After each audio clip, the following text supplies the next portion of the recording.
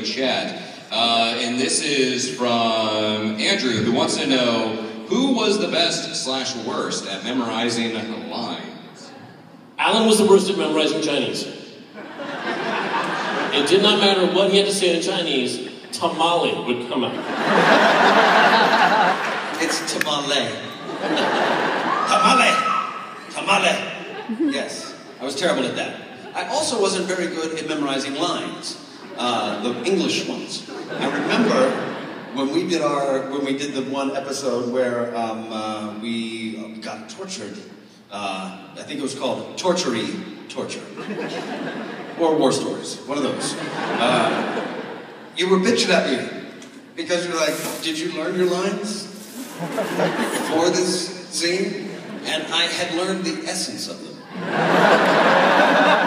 What's behind the lines? Which that's the real hard work.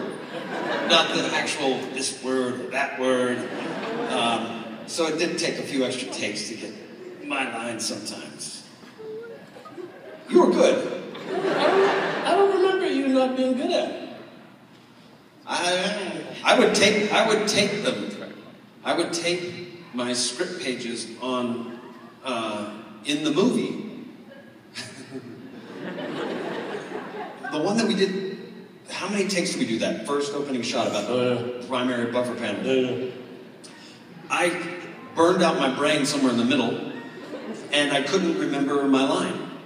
And so I just had it taped right there. And if you'll see it in the movie, I refer to this screen to see that, oh yes, we have a problem. We have an issue, and it is, if we don't get the blow back through the, I don't know. But it's all written right there, so when you watch it next time, you can see my eyes are reading.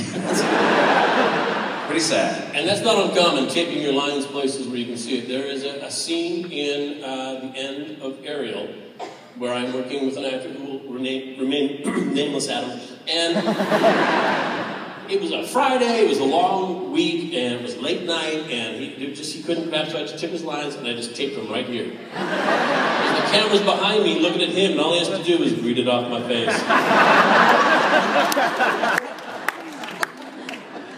I would have loved to have stuck stuff on his face from time to time. You did that great bit where when he gets knocked unconscious and he falls and you go, oh my gosh. And you put your foot on him. Good times. Good times. We can't give her a cup because she was from social media. Yeah, she's out there in the world, somewhere. No, you won't. This is going to my little friend in the castle shirt up here, right here. That's right. There you go. What's your name again? That's right. You want this? It's a Nerd HQ shirt. It has a bear and a unicorn. That's nice. Oh, both a bear. It's just that'll be a night shirt for you. You'll grow into it, darling. Yes, sir. You have a question. I was wondering what it was like to work with the cast of Community. I'll take this one. I occasionally we do exteriors at the Paramount lot, where they have like a New York street that's right across the street from where I work. And they also have an audio recording place where I have to go there and sweeten some lines or add some lines or what have you. They have the facility right there. It's about a block away on their lot from where they film Community. I would just go over and crash all the time. They've got great crash service over there. Or they had. I guess it's gone now, right? Still funny. I think at one point they just said, if we just put him in the show, maybe he'll just stop coming. Because we're running out of granola bars. Those are all very wonderful, very funny people. They do their jobs very, very well. It's a very interesting show because it's just a very slightly heightened reality. And then all of a sudden they'll have an episode that's an incredibly heightened reality. I love all their, anything paintball they do, the floor is lava. They were doing, I was there for the bit they were doing. Ken was doing his bit about same-sex celebrity crush, and I crashed right then, I was like, hey guys, it's me. They said, oh, hey, I'm going to say Nathan Fillion is my same-sex celebrity crush. So that's in the show. Nathan Fillion! That's what happened. Yeah, that's beautiful. Good question, thank you. And here's a shirt. Oh, here's a shirt. Right, it's got Nathan on it.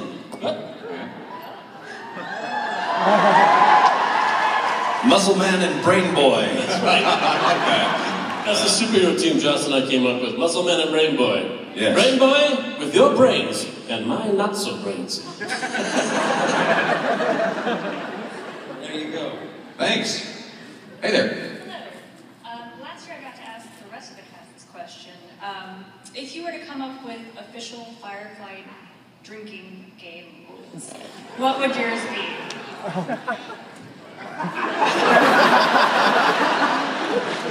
Official Firefly drinking game. Right. Okay, you'd have to take a drink every time someone said shiny. Every time someone spoke Chinese. A shot whenever River goes crazy. Whenever she like has a little. And if you really want to get drunk, take a shot every time Wash goes click, click, click.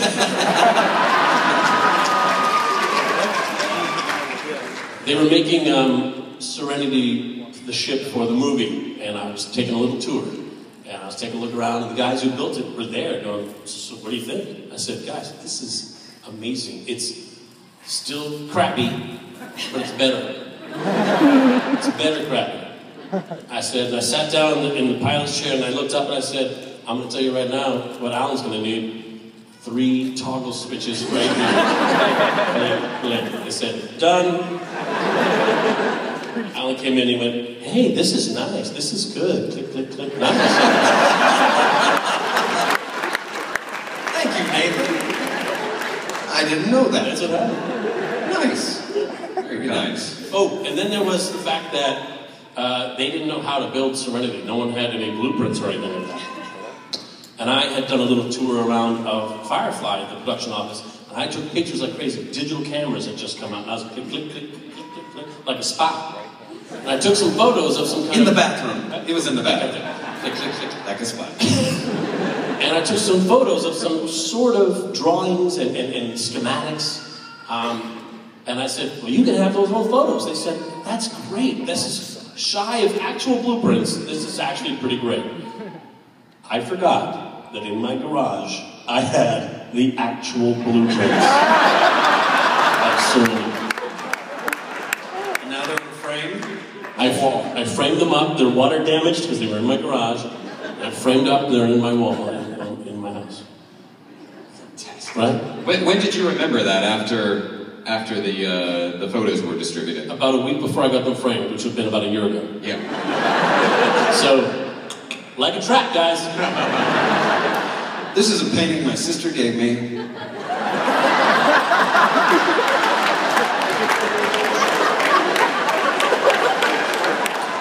You're re-gifting family gifts. Yeah.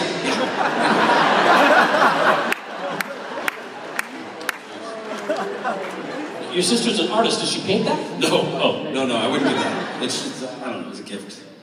Not anymore. Never found a home. It was always moving around the house. Hey there. Hello. What do you like about voice acting that you can't do like when you're regularly acting live? First of all, who are you dressed as?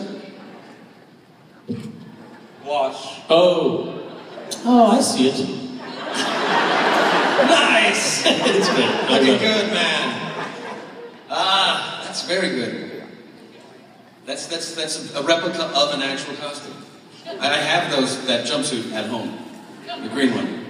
Tailored.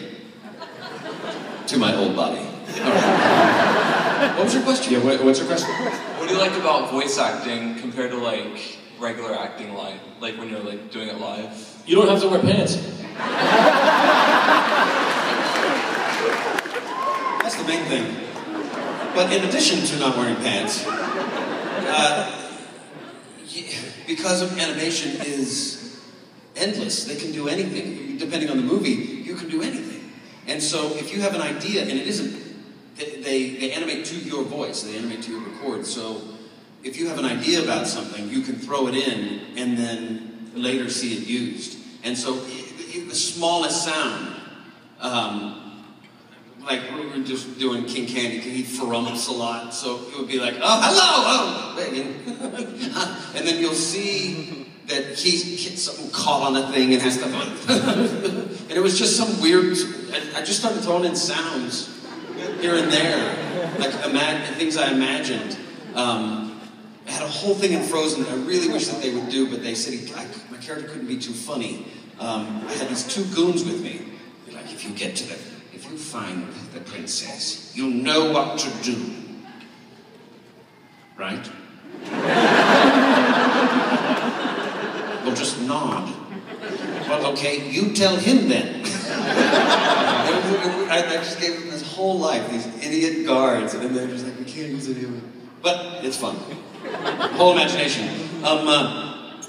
This is a cut from Naughty Dog. They make video games.